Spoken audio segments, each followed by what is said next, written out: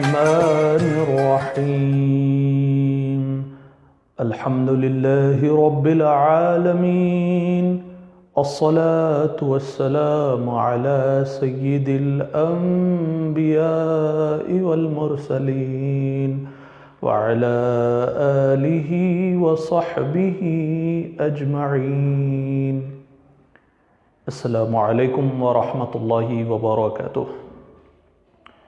नमाज के शराइत पर गुफ्तगू का सिलसिला जारी रखते हुए आज एक और शर्त इस्तक़बाल क़िबला यानि नमाज में क़िबले की तरफ रुख़ करना, इस पर गुफ्तगू रहेगी। और आप ये सोच सकते हैं कि भाई नमाज में इस्तक़बाल क़िबला यानि चेहरे की तरफ क़िबले की तरफ रुख़ करना ये कौन सी बड़ी बात है, इसमें इसके मसाइल सीखना क्या ज़रूरी है। तो मैं आपको ये बताना चाहूँगा कि कभी आप प्लेन में सफ़र करते हैं, ट्रेन में सफ़र करते हैं, कभी आपका गुज़र ऐसे जंगल से होता है या आप कभी ऐसे जंगल या सहरा डेज़र्ट में चले जाते हैं जहाँ पर आपका मोबाइल नेटवर्क भी वर्क नहीं करता है। तो आपको वैसी सिचुएशन में प्लेन में आप सफ़र कर रहे हैं, ट्रेन में आप सफ़र कर रहे हैं, तो ऐसे सिचुएशन में आप किस तरफ रुख करके नमाज आपको अदा करना चाहिए, ये जानना बेहद ज़रूरी है। तो सबसे पहले नमाज में आप याद रख लीजिए चेहरा क़िबले की तरफ करना शर्त है। अगर क़िबले की तरफ चेहरा नहीं करेंगे तो नमाज शुरू ही नहीं होगी, और अगर आप थोड़ा बहुत इधर उधर देखते रहेंगे तो ये आपके लिए मकरूह है। थोड़ा बहुत भी आपको इधर उधर नहीं देखना चाहिए। तो सबसे पहले वो लोग जो मक्के शरीफ में रहते हैं और काबतुल्लाह शरीफ को देख रहे हैं तो उनके लिए ऐन काबा की तरफ रुख करना ज़रूरी है। लेकिन अगर कोई काबतुल्लाह को देख नहीं रहा है, मक्के शरीफ में है और थोड़ा फासले पर है, तो उसको ऐन काबा के डायरेक्शन, ऐन काबा का जो रुख है उस तरफ रुख करना ज़रूरी है, चाहे वो उसको यकीनी ख़बर के ज़रिए मालूम हो। यानी किसी ने उसको बतला दिया कि भाई ये एग्जैक्टली ये वाला डायरेक्शन है काबतुल्लाह का, काबतुल्लाह की जो ऐन है, जो स्ट्रक्चर है उसका ऐन ये है, देखिए आप इस तरफ है। तो उस यकीनी ख़बर की तरफ, ख़बर पर वो अमल करते हुए काबतुल्लाह की ऐन की तरफ रुख करेगा। और अगर कोई थोड़े फासले पर है तो काबतुल्लाह की छत की तरफ भी वो रुख करके नमाज अदा कर सकता है। इसमें थोड़ा बहुत अगर तब्दीली आ जाए तो कोई मुज़ायक़ा नहीं है। अब रहे वो लोग जो मक्के शरीफ में तो नहीं रहते हैं, दूर दराज मकामात पर रहते हैं, तो उनको ये चाहिए कि वो काबतुल्लाह के डायरेक्शन की तरफ रुख करके नमाज अदा करें। अब इसमें जो है 3 सूरत हाल पैदा हो जाती है। पहले तो वो लोग जिनको यकीनी ख़बर के ज़रिए मालूम है कि भाई ये काबतुल्लाह का डायरेक्शन है, तो वो उस तरफ रुख करके नमाज अदा करेंगे। तो अब ये यकीनी ख़बर आपको मस्जिद के ज़रिए भी मिल जाती है। मस्जिद का जो महराब होता है वो महराब देख के आपको यकीनी ख़बर मिल जाती है। और यकीनी ख़बर हासिल करने के लिए आपको मुसलमान और मुत्तक़ी होना ज़रूरी है। मुसलमान शख्स की आप ख़बर ले सकते हैं, काफ़िर शख्स की आप ख़बर कबूल नहीं कर सकते हैं, और दीवाने शख्स की और बच्चे की और जो फासिक होता है यानी जो कबीरा गुनाह का मुर्तकिब होता है, यानी शराब पीने वाला, ज़िना करने वाला, वालिदैन की नाफरमानी करने वाला, उसकी ख़बर कबूल नहीं होगी। अब मुसलमान मर्द है या मुसलमान औरत है तो उसकी ख़बर नेक है, मुत्तक़ी है, तो आप उसकी ख़बर कबूल कर सकते हैं। अब दूसरी कंडीशन, दूसरी सूरत हाल वो है कि भाई आपको यकीनी ख़बर नहीं है, मस्जिद की महराब भी नहीं है, आपको मालूम नहीं हो रहा है, और आपको आसमान की तरफ देखकर काबतुल्लाह का आप रुख, डायरेक्शन आप मालूम कर सकते हैं। आसमान में आने वाले चेंजेस की तरफ देखकर आपको उसकी मालूमात हैं, तो आपको मुज्तहिद, इस मसले में आपको मुज्तहिद कहा जाएगा। जैसे, और इसमें, इस मसले में याद रख लीजिए सबसे जो काबिल भरोसा चीज़ है वो है आसमान में एक तारा है जिसका नाम क़ुतुब है, जो शुमाल की तरफ यानी नॉर्थ की तरफ निकलता है। तो आप उसकी तरफ अगर आपको देखकर आप डायरेक्शन आप मालूम कर सकते हैं तो आप मुज्तहिद कहलाएंगे। सबसे काबिल भरोसा चीज़ है मुज्तहिदीन के लिए। और इसके बाद दूसरी है सूरज और चाँद की तरफ देखकर आप मालूमात हासिल करते हैं। सूरज कब निकल रहा है, कहाँ से निकल रहा है, गुरूब कब हो रहा है और निकल कहाँ से रहा है, ये देखकर। या बाज़ लोग चाँद की मंजिलों को देखकर भी पता लगा लेते हैं कि भाई नॉर्थ साउथ ईस्ट वेस्ट कौन से डायरेक्शन से।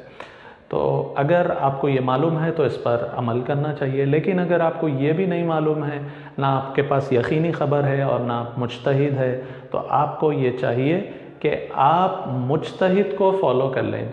और जो मुज्तहिद शख्स है आप उसको फॉलो कर लें, आपके लिए यही बेहतर होगा। लेकिन अगर आप नमाज के वक्त के ख़त्म होने से पहले पहले जो आसमान में आने वाली तब्दीलियां हैं उसका इल्म हासिल कर ले सकते हैं, तो आपके लिए उसका इल्म हासिल करके ख़ुद अपने इज्तिहाद पर अमल करना ज़रूरी है। यानी आप ख़ुद मालूमात हासिल करेंगे वक्त जाने से पहले और ये डिसाइड कर लेंगे कि भाई काबतुल्लाह का डायरेक्शन कौन सा है।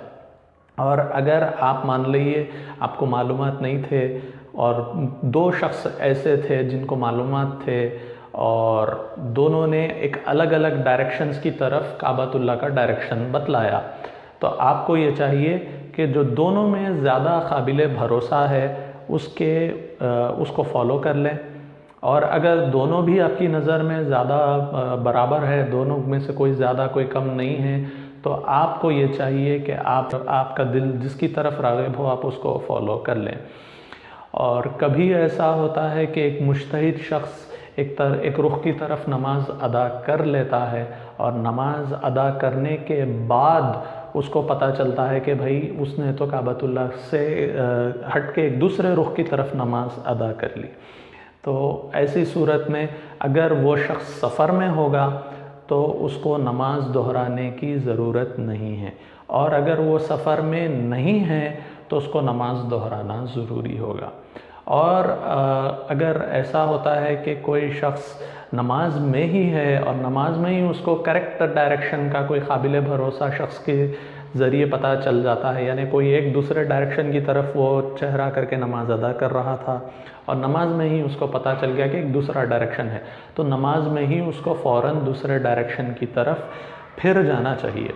और अगर कोई शख्स, जो मैंने आपको सीक्वेंस बतलाई कि पहले यकीनी ख़बर पे अमल करना, फिर इज्तिहाद पे अमल करना, फिर जो इज्तिहाद वाला है उसके ऊपर अमल करना, ये सीक्वेंस फॉलो नहीं करता है और अपनी मर्ज़ी से जिधर चाहे रुख करके अगर नमाज अदा कर लेता है तो उसकी नमाज शुरू ही नहीं होगी, उसको बाद में फिर से नमाज अदा करना ज़रूरी होगा।